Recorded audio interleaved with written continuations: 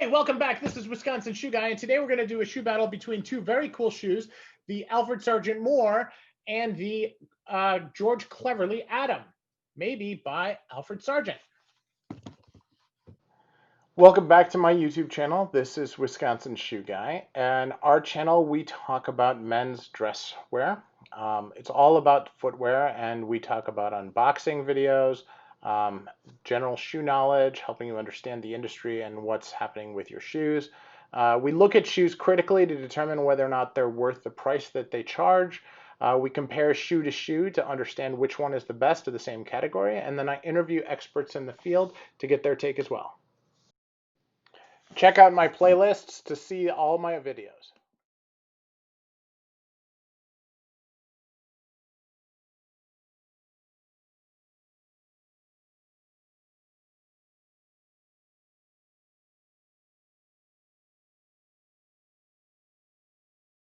Welcome back. This is Wisconsin Shoe Guy, and today we're going to look at the Alfred Sargent Adelaide and talk a little bit about how it compares to some others. I'm going to actually break this into different videos as I do it, but I'm going to be doing them in a row. One of my watchers actually suggested that I have a categorization where I look at the last and I look at some of the structural things like the sole and things like that separately. Then I look at the quantitative measurements. So I'm going to do that, and I'm going to do that for each of these. So I'm just going to repeat this piece in each of the videos as I compare this shoe to several others. So with that said, here we go. So the Alfred Sargent Moore is an Adelaide. It is a cap toe Adelaide. So Adelaides can come with a cap toe or it can come with a medallion toe. I've never seen them with a plain toe, but I'm sure that that's possible as well. They have heel counters usually, although that is also an option. So like there's an Allen Edmonds Adelaide called the Cornwallis that does not have heel counters, and actually has a medallion, right? But no cap. So there's a lot of different options that you can do. As we look at this particular one, we are going to look at the last first. Now the last is a very important part of the shoe, right? It is the overall shape and is going to give you the overall impression of the shoe when it's on the ground. This is especially important for hole cuts because hole cuts have very little adornment, right? They're just a plain piece of leather. And so the last is going to be what overall is the shape of the shoe. Well, that is true on a cap toe Oxford as well. The cap toe Oxford has a cap, but the vamp here really gets its structure and shape from the last. And so you can have a hole cut shoe or a cap toe Oxford shoe that can look like a clog, or you can have one that looks like a very sleek piece of footwear. So it's important to note. So as we look at the last here, this is a good sweeping last. It has a nice line as it comes back toward the heel. Okay, so the way that it gradually goes back is really good. It has plenty of room here for your foot. So I have a relatively wide foot, and I actually sized down for this in order to be able to get it. So the ball is a little bit on the tight side, but the rest of the shoe, the volume at the front is really, really good for my foot. A little bit of pinching here on my pinky toe, which I may have to put a shoe stretcher in order to accommodate, but so far so good. The heel is nice and tight, so you get that nice splush when you put your foot in. You know, use a shoehorn, right? Everybody says that. I don't always, but what I do is I hold the back of it as I pull it onto my foot. And I do like to have the splush to make sure that my heel is secure, because nothing is worse than having the heel slide on your foot. If that happens, then you get blisters, and that sucks. So, anyway, the other thing that I really like about lasts is the way the toe is like a chisel. Right? So this has this part here, it narrows, and then it has a relatively flat part here. Now it's not a square. Sometimes they'll call this a soft square, and there is a lot of variety when it comes to this in shoes. So as you look at the series of videos with the Alfred Sargent compared to the other one, you'll see that there are some that are more rounded than others, and some that are quite sharp. Now that is also true here, where it rises on the sides. So that can be a really big change in the shoe. So as the last goes, right, you have the way the toe is, you have the sides, okay? And then you have the shape here, the sweeping part, okay? And then of course you have the heel and how well that fits to your foot. Okay? Now, some shoes are going to have a high instep last and some are going to have a low instep last. What does that mean? It means that the amount of leather here can vary. A lot of times what people want is they want a shoe that has very little in the way of a V-gap, okay, where this part just comes together very, very closely. And that can look really good, but a V-gap doesn't mean that the shoe doesn't fit you well. Sometimes if you have no V-gap up here, the shoe can be much too big. So it's a real catch-22, right? I prefer to have it with very little V-gap, but at the same time, if there's no V-gap and they come together, that's sometimes a sign that the shoe is too big. So something to keep in mind as you're looking at sizing and trying to keep it in. Now, the other piece, of course, is that leather does stretch, so you could have a V-gap on day one. I have a pair of CNES Adelaides that when I first got them, the V-gap was about 1.5 inches, and now it's down to almost 0. So again, it depends on the quality of the leather and how much they'll stretch. The higher end shoes stretch less, but they still stretch. It's leather, right? So something to consider. So anyway, so that's the last. So let's look at the sole. This is part of the Alfred Sargent exclusive range and has a really nice sole. It has a beveled waist, has a blind stitch sole. Now, this is also made with an oak bark tanned sole. So the leather is very, very long lasting. I have another pair of these that I've had for about a year and the wear is about the same as this. So it just wears off the ink that you do when you wear it the first couple times, and then it will just last and last and last and last. This is now, like if you look at a JR sole, that's a double oak bark tanned, and that will last longer, but this is also much better than, you know, some of your chrome tan soles or something like that is available on some other shoes. Now, how long should a sole last? This is a really, really hard question to answer because soles are really dependent on the way you walk.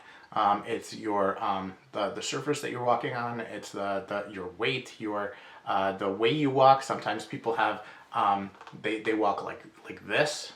Okay, and so you can wear down the sole here, and it doesn't really matter where you wear the sole down first. Once the sole is worn down in one particular area, it's time to replace it. You know, you can't replace part of the sole. I know some people have done things where they replace only the front half and so forth, and you can do that, and it saves some money, but it really doesn't lengthen the length of the sole because you do want to make sure that you're using the same stitch holes on the welt.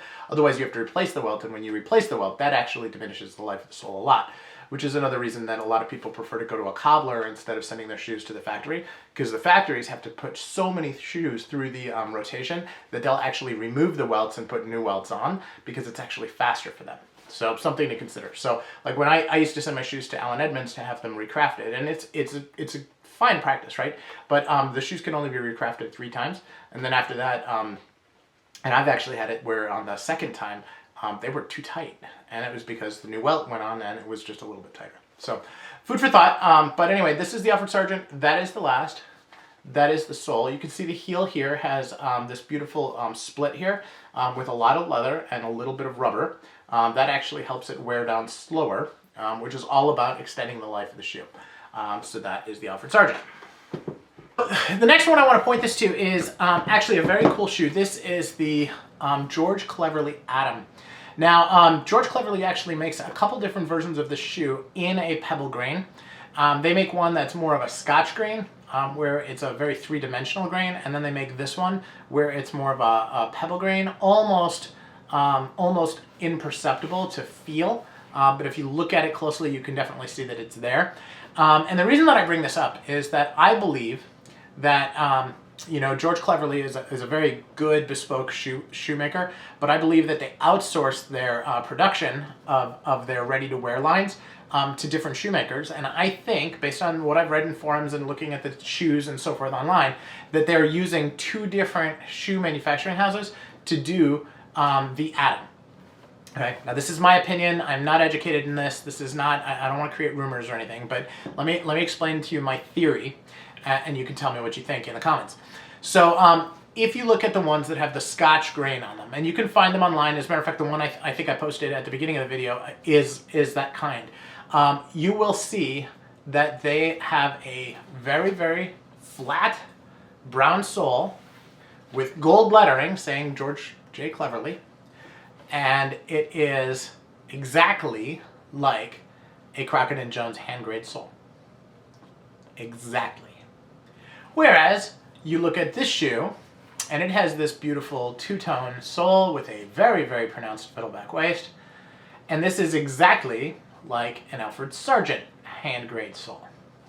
So I'm thinking that these are made by Alfred Sargent and the other ones are made by George Cleverley. But there's more. If we look at the Alfred Sargent more and we compare it to the Cleverley Adam, and we look at pound for pound the proportions of the shoes, okay?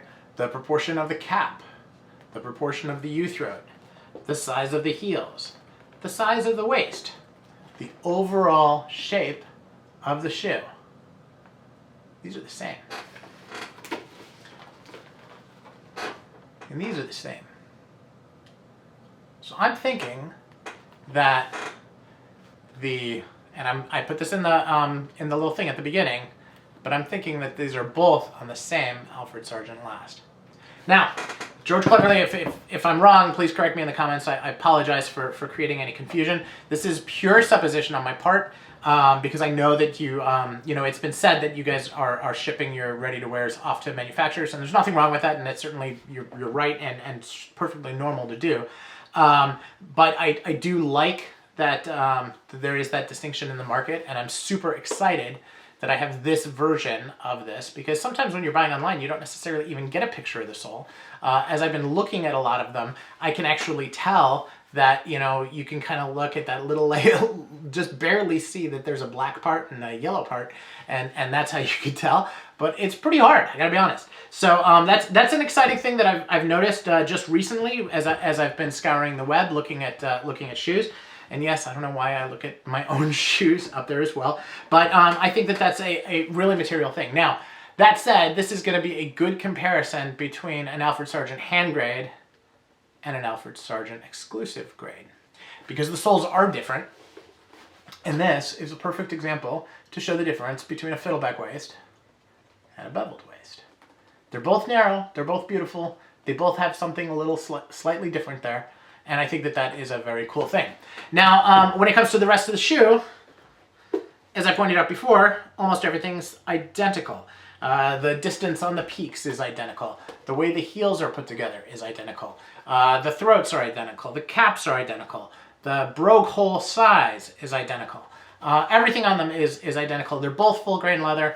I would venture to guess that it's possible that the leather on the uppers of the Cleverley are a little bit higher grade. When I look at the lining material, they're both very, very good. I do think that personally, I like the lining on the inside of the Sargent a little bit better, but that may just be the color, which is, you know, immaterial. The area where they write the name and so forth, and it's all handwritten, the area where they write it is identical. The handwriting is different. So, for what that's worth, and they are handwritten, so that could actually be meaningful, but it's close. So this is the George Cleverley Adam. It is a beautiful hand grade shoe, and I believe that you know, it is very, very similar to the Moore, but an upgraded version to be sure. So that is it on the Adam.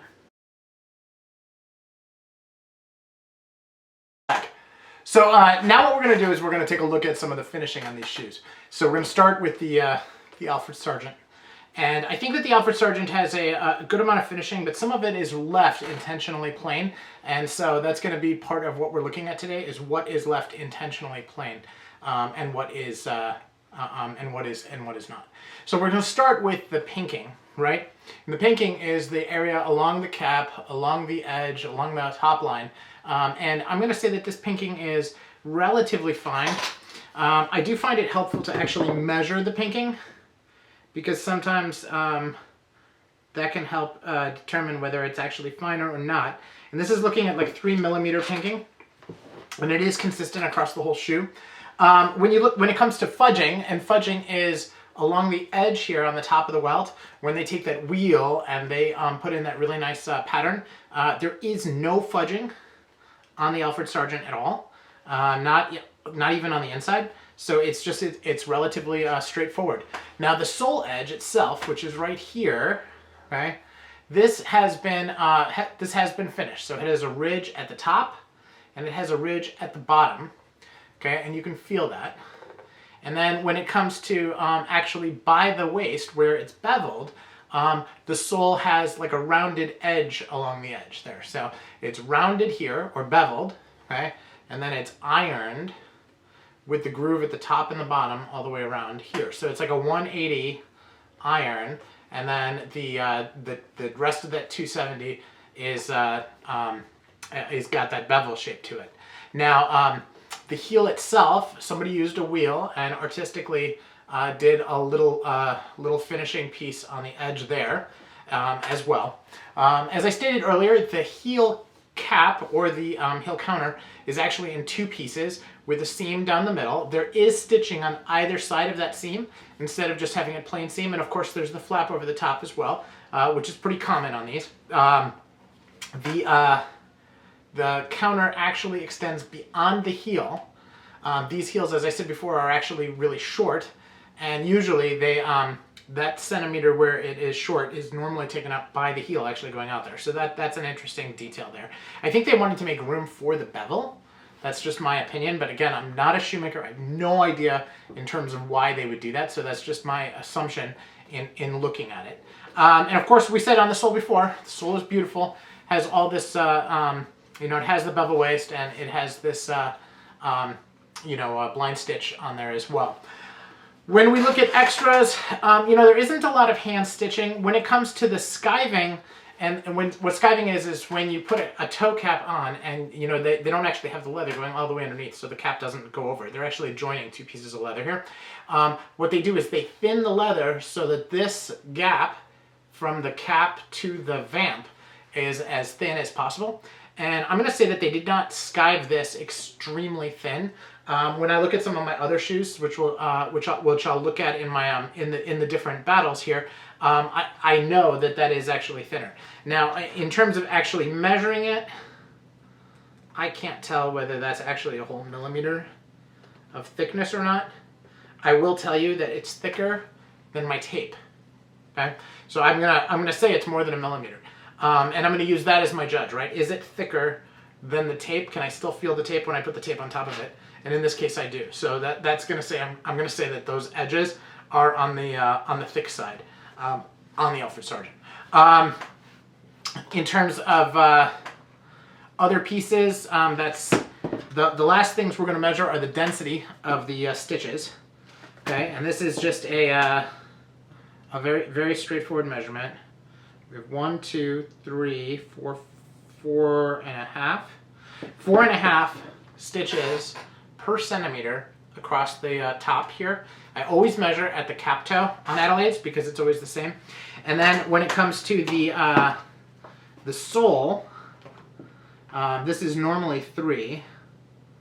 For the sole, it is, I'm going to say 3.5, almost 4.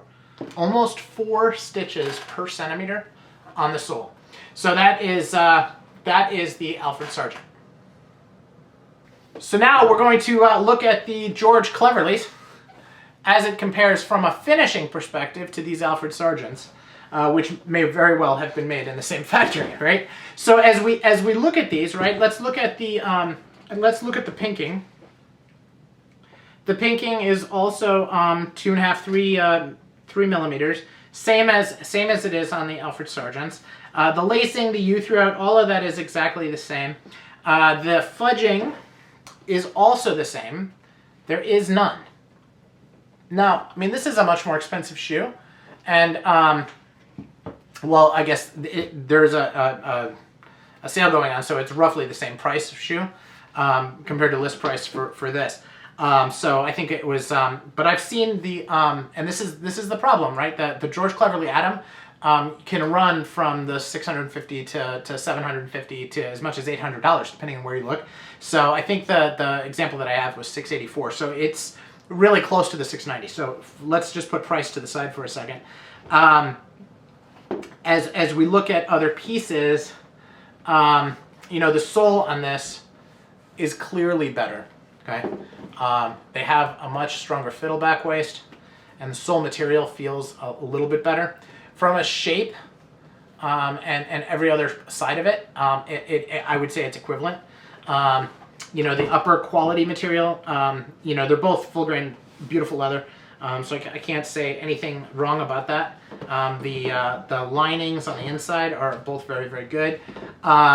So let's look at the stitch density and make sure that that's the same. So on the Cleverley, we're at 1, 2, 3, 4, 5, 6 on the upper, compared to 1, 2, 3, 4, 5 on the upper for the Sergeant. So that's a little bit of a difference. So a slightly different on the top, and then on the sole, this is 1, 2, 3 on the even, and here this is 1, 2, 3, 4 on the Sergeant. So, okay, maybe it's not in the same factory, right? So the upper density is a little bit higher on this one, and the sole density is higher on that one.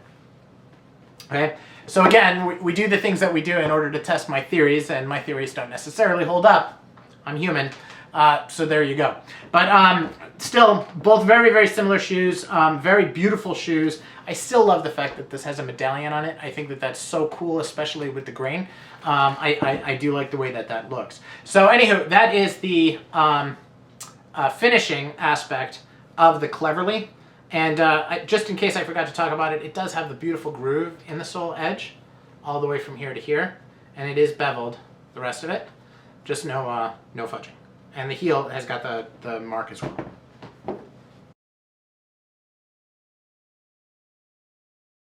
So, in conclusion, we have the George Cleverley, we have the Alfred Sergeant.